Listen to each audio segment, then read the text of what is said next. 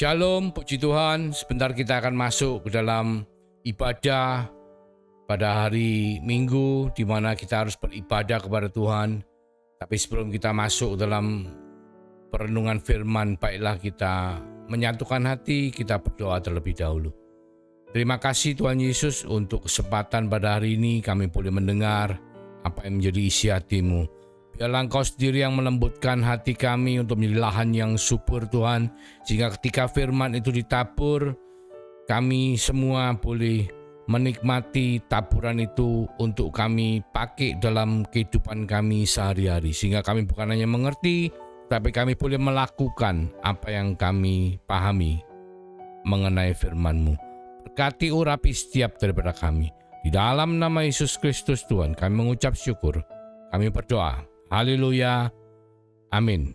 Puji Tuhan, kita hari ini akan berbicara mengenai bait Allah. Jadi judul daripada firman Tuhan pada hari ini adalah bait Allah. Kenapa bait Allah, saudaraku? Bait Allah itulah gambaran dari tempat untuk kita beribadah. Jadi kalau kita melihat di perjanjian lama bahwa bait Allah itulah tempat di mana Allah berada. Dan di situ ketika bangsa Israel atau mereka yang beriman kepada Tuhan, percaya kepada Tuhan Allah Israel, ketika mereka beribadah, mereka mau datang ke bait suci, ke bait Allah, mereka membawa persembahan dan mereka menebus dosa mereka di bait Allah. Nah, yang penting dari pengertian mengenai bait Allah ini adalah di perjanjian baru, bait Allah ini menjadi satu bagian yang tidak terpisahkan dari setiap daripada kita orang percaya. Kita kalau baca di 1 Korintus 3 ayat 16 dikatakan, "Tidak tahukah kamu bahwa kamu adalah bait Allah dan bahwa roh Allah diam di dalam kamu." Jadi saudaraku yang terkasih dalam Tuhan, kita semua harus mengerti bahwa saudara dan saya, setiap orang percaya, setiap orang beriman itu akan mengalami satu kelahiran baru, di mana di dalam kelahiran baru itu kita semua akan dimeteraikan oleh Roh Kudus atau Roh Allah sendiri. Dan ketika Roh Allah berdiam di dalam tubuh kita, dalam kehidupan kita, maka saudara dan saya itu adalah bait Allah. Jadi kita harus mengerti konteks dari bait Allah mulai dari perjanjian lama sampai pada akhirnya oleh karena Tuhan Yesus Kristus telah mati di atas kayu salib dan bangkit pada hari yang ketiga, maka kita semua saudara dan saya telah menjadi bait Allah. Dengan iman kita percaya Tuhan memeteraikan rohnya di dalam setiap hati orang percaya, sehingga kehidupan kita dipenuhi oleh hadirat Tuhan, dan itu membuat saudara dan saya sebagai orang-orang percaya adalah bait Allah. Kita kalau melihat di Ibrani 9 ayat 1-5 dijelaskan sangat jelas sekali. Dikatakan ayat 1, memang perjanjian yang pertama, yaitu perjanjian lama, juga mempunyai peraturan-peraturan untuk ibadah. Nanti kita akan belajar saudaraku. Dan untuk tempat kudus buatan tangan manusia. 2, sebab ada dipersiapkan suatu kemah, yaitu bagian yang paling depan, dan di situ terdapat kaki dian dan meja dan roti sajian. Bagian ini disebut tempat yang kudus. Di belakang tirai yang kedua terdapat suatu kemah lagi yang disebut tempat yang maha kudus. Di situ terdapat mezbah pembakaran ukupan dari emas dan tabut perjanjian yang seluruhnya disalut dengan emas. Di dalam tabut perjanjian itu tersimpan buli-buli emas berisi mana, tongkat Harun yang pernah bertunas, dan loh-loh batu yang bertuliskan perjanjian. Dan di atasnya kedua kerup kemuliaan yang menaungi tutup pendamaian. Tetapi hal ini tidak dapat kita bicarakan sekarang secara terperinci. Nah, kita lihat dulu saudaraku. Di perjanjian lama jelas sekali kalau kita lihat gambar yang ditayangkan mengenai bait Allah. Kita lihat ketika bangsa Israel keluar dari tanah Mesir dipimpin oleh Musa, dan Musa diberi petunjuk untuk membangun kemah. Kemah suci yang pada waktu zaman Musa dibangun pertama kali adalah kemah yang bersifat tidak permanen, saudaraku. Nah, kita lihat di gambar di dalam kemah itu dibentuk, ada berbagai macam perabotan, nanti akan saya jelaskan satu persatu. Tapi di sekeliling daripada kemah suci itu ada dibuat pagar ya, yang menentukan garis batas daripada kemah itu, dan di sekeliling lokasi daripada bait Allah itu bangsa 12 suku dari bangsa Israel itu berkemah untuk mengelilingi bait Allah. Pertama, ketika kita membuka pintu bait Allah, kita masuk ke dalam bait Allah, kita akan menemukan korban mezbah bakaran. Jadi proses daripada penebusan dosa atau ibadah dari bangsa Israel adalah seorang yang berdosa itu datang untuk beribadah ke kemah bait Allah. Pertama, dia masuk ke pelataran bait Allah. Dia harus membawa korban sembelian, saudaraku. Korban sembelian adalah korban yang bagaimana? Korban sembelian adalah korban binatang yang tidak bercacat, dan binatang itu lalu dibawa kepada imam yang bertugas, dan imam itu akan memeriksa apakah binatang itu layak untuk dipersembahkan atau tidak. Ketika binatang itu layak untuk dipersembahkan, maka binatang itu disembeli. Sebelum disembeli, orang yang membawa korban tersebut itu menumpangkan tangannya, saudara, di atas kepala binatang itu. Supaya apa? Supaya dosa yang ada pada orang tersebut itu mengalir berpindah kepada binatang yang tidak berdosa itu. Sehingga ketika binatang yang tidak berdosa itu sudah menampung dosa orang yang membawa korban itu, maka binatang itu disembeli.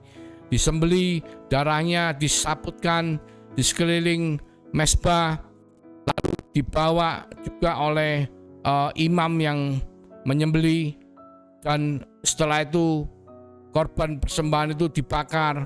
Dan sebelum imam itu boleh masuk ke tempat area dikatakan ada kemah ya, kalau kita lihat di depan ya, ketika kita masuk kita menemukan mezbah korban bakaran. Setelah mezbah korban bakaran itu ada seperti bejana pembasuhan, saudaraku. Bejana pembasuhan itu berisi air. Air untuk apa? Untuk imam-imam yang bertugas, mereka harus mencuci tangan mereka, membasuh muka mereka dan kaki mereka juga, dan mereka setelah itu mengenakan jubah imam ya. Tanpa mengenakan jubah imam besar, mereka tidak boleh masuk ke dalam ruang kudus maupun ruang maha kudus. Nah, setelah mereka mengenakan jubah imam dan mereka membawa korban sembelihan, mereka mulai memasuki ke ruang kudus. Jadi kita kalau melihat ada pembagian pelataran ya, atau ada mezbah bakaran dan ada bejana pembasuhan, itu dikatakan pelataran. Dan kita setelah itu masuk ke dalam ruang kudus ya, dikatakan ruang kudus. Nah, di dalam ruang kudus itu ada 3 benda suci ya, benda keramat ya. Pada zaman itu adalah 7 kaki dian, di mana setiap ujung daripada kaki dian itu ada minyak dan api yang harus menyala setiap saat 24 jam. Kenapa dikatakan harus menyala 24 jam? Karena ruang kudus dan ruang maha kudus itu tertutup penuh, saudaraku. Jadi gelap gulita, atasnya itu tertutup. Kalau pada zaman Musa itu dari kulit lumba-lumba dibangun atap sehingga sangat gelap. Dan oleh karena gelapnya itu, maka 7 kaki dian itu minyaknya tidak boleh habis, harus selalu menyala. Dikatakan minyak itu adalah gambaran dari, kalau kita ngambil pengertiannya adalah tuntunan pimpinan Roh Kudus itu harus selalu ada untuk menerangi di dalam ruang kudus ya. Saudara, ada ruang pelataran ya, ada ruang kudus, ada ruang maha kudus. Kalau kita bagi secara fungsi, kita lihat pelataran adalah bicara mengenai tubuh kita ya.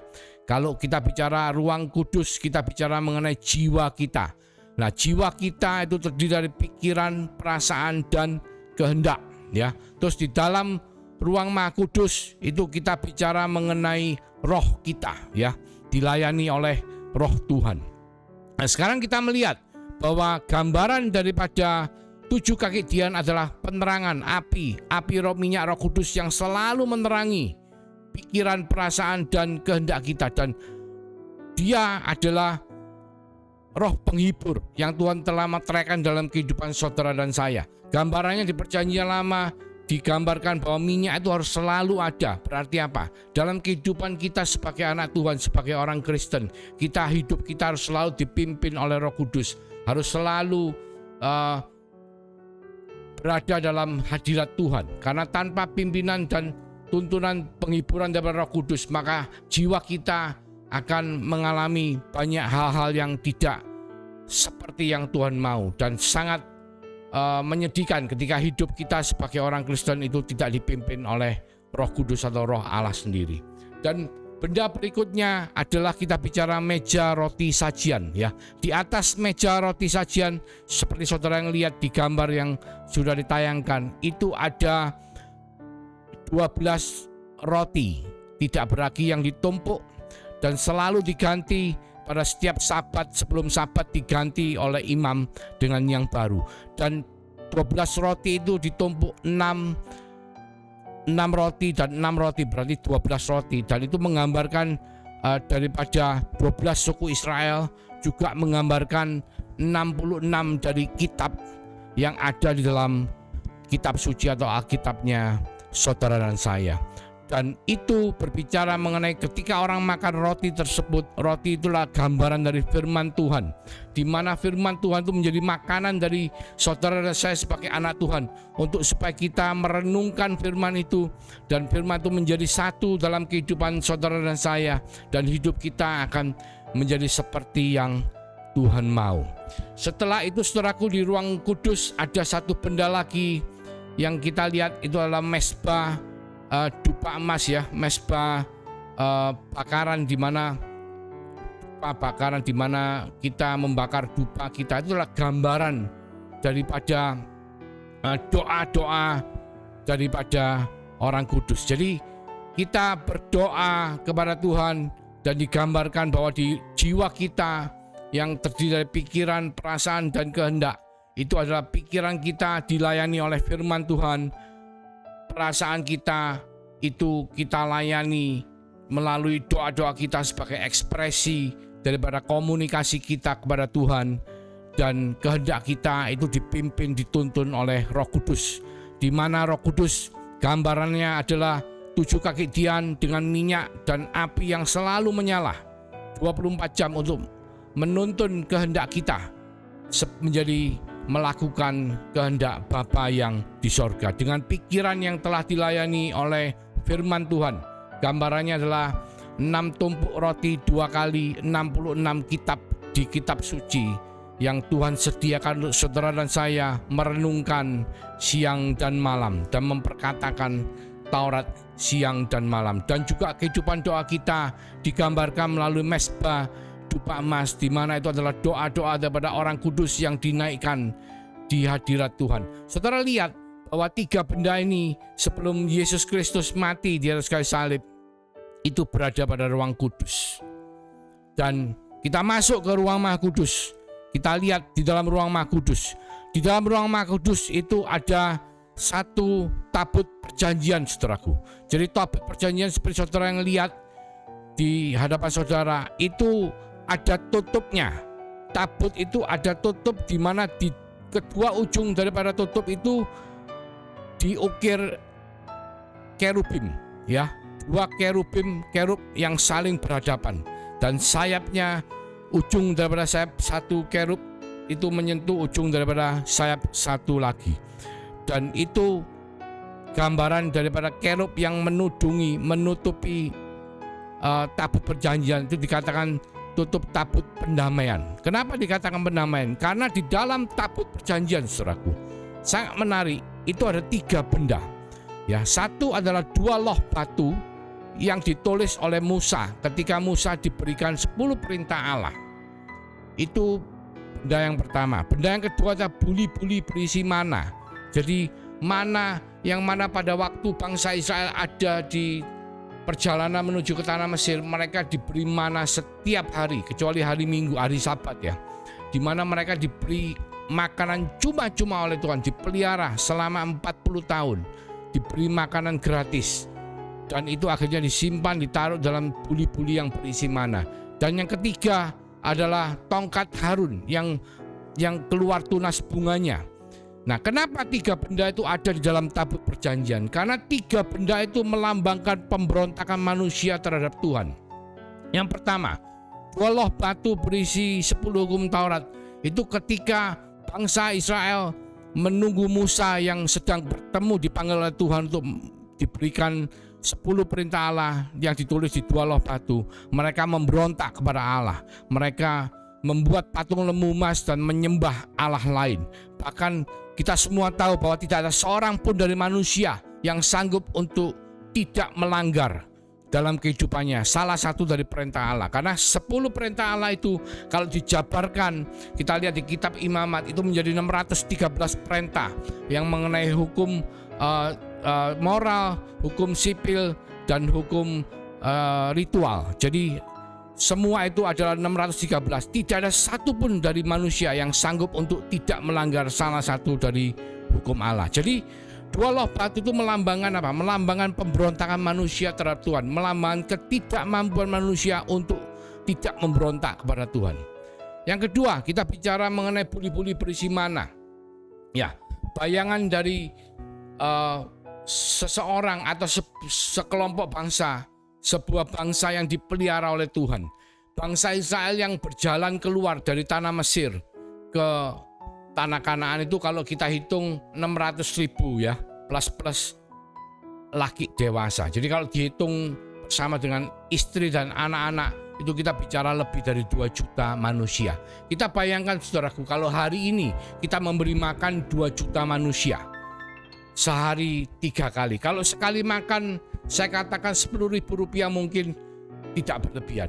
Dengan minum Rp10.000, katakan 3 kali, anggaplah 2 kali sudah. Jangan 3 kali, 2 kali, 20.000. 20.000 kali 2 juta saudaraku, itu kita berbicara mengenai 40 miliar. Nilai 40 miliar rupiah satu hari Tuhan berikan kepada bangsa Israel gratis. Tetapi apa yang terjadi? Kalau kita semua dipelihara selama 40 tahun oleh siapapun, saya percaya kita akan mengucap syukur. Dan apa yang orang itu katakan, kita akan cenderung untuk yes. Kita akan menurut, kita akan taat, kita akan bersyukur, berterima kasih karena ada orang yang begitu mengasihi kita, yang mau berkorban sampai memelihara kita 40 tahun.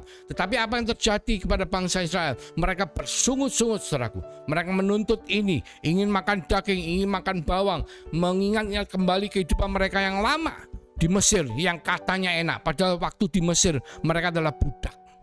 Sedangkan ketika mereka keluar dipimpin oleh Musa, berjalan di padang gurun, mereka adalah manusia yang merdeka. Mereka menuju ke tanah perjanjian. Mereka tidak usah cari makan, tapi Tuhan menyediakan makan, tetapi mereka masih bersungut-sungut.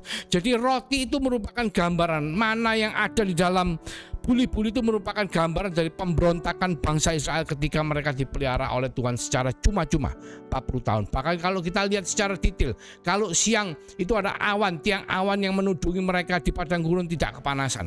Kalau malam ada tiang api yang menghangatkan mereka, menerangi mereka supaya mereka tidak kedinginan dan tidak gelap sehingga tersesat. Dengan pemeliharaan seperti itu mereka masih bersungut-sungut. Oleh karena itu, barang yang kedua yang ada dalam tabut perjanjian itu melambangkan pemberontakan manusia. Yang ketiga, tongkat Harun yang bertunas. Kenapa? Karena ketika waktu Tuhan menyuruh Musa untuk memilih orang pintar, orang tua yang dikatakan untuk membantu Musa memerintah bangsa Israel, semua itu diurapi oleh Tuhan. Tapi mereka akhirnya mereka challenge bahwa bukan hanya Harun yang diurapi, tapi mereka juga diurapi. Padahal Tuhan jelas memilih Harun sebagai orang yang dipilih oleh Tuhan sebagai imam besar pada waktu itu, yang mengurusi bait Allah. Imam besar agung, dikatakan hanya imam besar agung yang boleh masuk ke dalam ruang Maha Kudus untuk bertemu dengan Tuhan. Tetapi mereka tetap mengatakan bahwa mereka juga orang pilihan Tuhan, dan itu melambangkan pemberontakan mereka terhadap Tuhan, sehingga Tuhan marah. Tuhan marah dan Tuhan mengatakan, kumpulkan tongkat kalian. Barang siapa tongkatnya yang bertunas, dia yang kutunjuk sebagai pemimpin. Akhirnya semua tahu bahwa memang Harun yang ditunjuk sebagai pemimpin. Dan ketiga benda lambang daripada pemberontakan manusia itu semua ditaruh di dalam tabut perjanjian dan ditutup oleh tutup tabut pendamaian yang dikelilingi oleh 2 kerub. Dan itu adalah lambang daripada bahwa semua pemberontakan manusia itu telah didamaikan oleh Tuhan. Dan ketika Imam Besar Agung membawa korban sembelian masuk ke dalam ruang Maha Kudus, darah daripada korban sembelian itu disabutkan, ditutup tabut pendamaian. Dan itu artinya apa? Bahwa dosa atau pemberontakan dari orang yang membawa korban itu pada waktu itu diampuni, didamaikan oleh Tuhan. Dan orang itu didamaikan melalui korban yang dibawa, melalui korban darah yang disabutkan di atas tutup tabut pendamaian. Dan yang menarik saudaraku, di Perjanjian Lama antara ruang kudus dan ruang Maha Kudus itu ada satu tirai yang sangat tebal. Dan tirai itu hanya Imam Besar Agung yang boleh masuk ke dalam membawa korban darah, korban sembelian darah itu. Karena kalau dia tidak membawa korban, dia masuk, dia akan mengalami kematian. Bahkan ketika dia masuk, dia tidak cukup kudus, dia punya sesuatu yang tidak beres, maka dia juga akan mengalami kematian. Oleh karena itu, pada zaman Perjanjian Lama, ketika seorang Imam Besar Agung bertugas masuk ke dalam ruang Maha Kudus, biasanya kakinya itu diikat dengan tali, saudaraku. Tali yang ada kelonengannya, istilahnya ada gemerincing lonceng kecil, sehingga kalau ketika dia mengalami kematian dan dipanggil-panggil dia tidak reaksi, maka dia akan ditarik keluar dari ruang Maha Kudus. Tidak sembarangan orang bisa masuk ke dalam ruang Maha Kudus. Orang itu akan mengalami kematian kalau dia tidak cukup kudus, saudaraku. Sangat menarik karena apa? Di atas tutup tabut pendamaian, dikatakan di Bilangan 7 ayat 89, jelas sekali Tuhan mengatakan, apabila Musa masuk ke dalam kemah pertemuan untuk berbicara dengan dia, maka ia mendengar suara yang berfirman kepadanya dari atas tutup pendamaian yang di atas tabut hukum Allah. Dari antara kedua kerup itu demikianlah ia berfirman kepadanya. Jadi Tuhan berbicara kepada umatnya dari atas tutup tabut pendamaian. Dia berbicara kepada Musa dari atas tutup tabut pendamaian. Kenapa tidak bicara langsung di telinga? Ini ada maknanya, saudaraku. Jadi Tuhan sebetulnya ketika manusia dulu belum jatuh ke dalam dosa, manusia mempunyai hubungan langsung. Adam pada waktu itu punya hubungan langsung dengan Tuhan. Setiap hari bercakap-cakap langsung, tatap muka. Tetapi ketika manusia jatuh ke dalam dosa, kekudusan Tuhan dan ketidakkudusan manusia tidak memungkinkan mereka bisa langsung bertemu seperti itu. Oleh karena itu, dosa daripada manusia, ketidakkudusan manusia itu harus dikuduskan, didamaikan oleh korban darah. Dan kita kalau bicara Perjanjian Lama, setiap orang yang berdosa mereka membawa korban sembelian. Korban itu disembeli, darah itu disaputkan di atas tutup tabut pendamaian. Maka orang tersebut dosa-dosanya pada waktu itu didamaikan, dihapus, diampuni. Tetapi ketika dia keluar dari bait Allah, dia berjalan, dia melakukan sesuatu yang membuat dia berdosa lagi, maka nantinya pada saat berikutnya dia harus kembali lagi ke bait Allah. Untuk apa? Mengadakan pendamaian lagi, masuk membawa korban lagi. Supaya apa? Supaya dosa-dosanya diampuni, saudaraku. Nah, itu yang terjadi di Perjanjian Lama.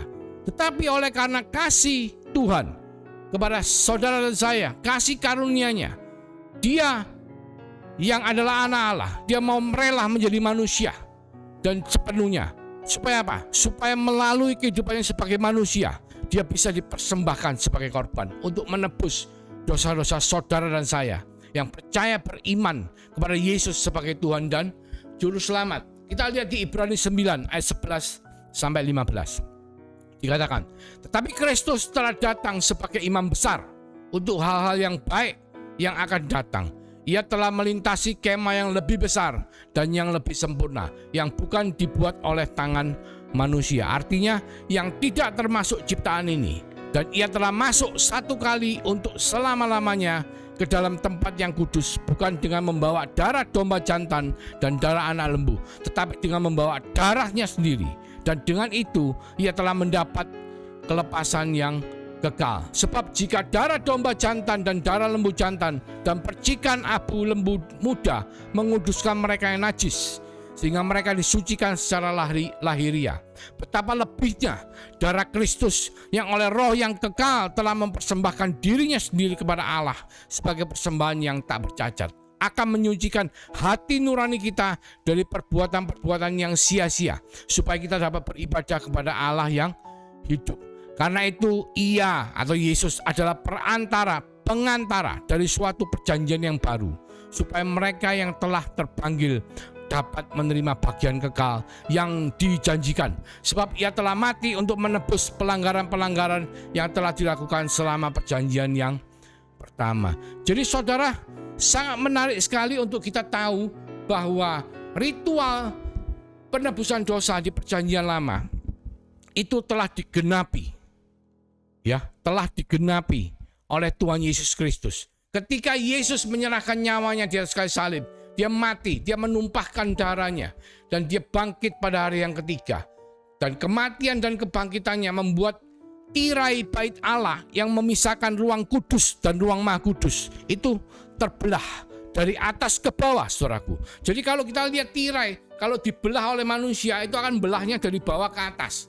Tapi kalau tirai terbelah dari atas ke bawah, itu berarti perbuatan Tuhan yang membuat tirai itu terbelah. Karena kematian Kristus di atas kayu salib itu gambarannya adalah dia membawa sendiri korban darahnya sendiri untuk dibawa sebagai korban menebus dosa seluruh umat manusia, dan dia melakukannya sekali untuk selama-lamanya, saudara. Jadi Tuhan Yesus tidak tiap hari masuk keluar untuk membawa korban darah, tapi dia melakukannya dan dia menyaputkan darahnya di atas tutup tabut penamaian, sehingga dosa-dosa saudara dan saya yang beriman dan percaya kepada Yesus Kristus sebagai Tuhan dan Juru Selamat telah diperdamaikan oleh darah Kristus.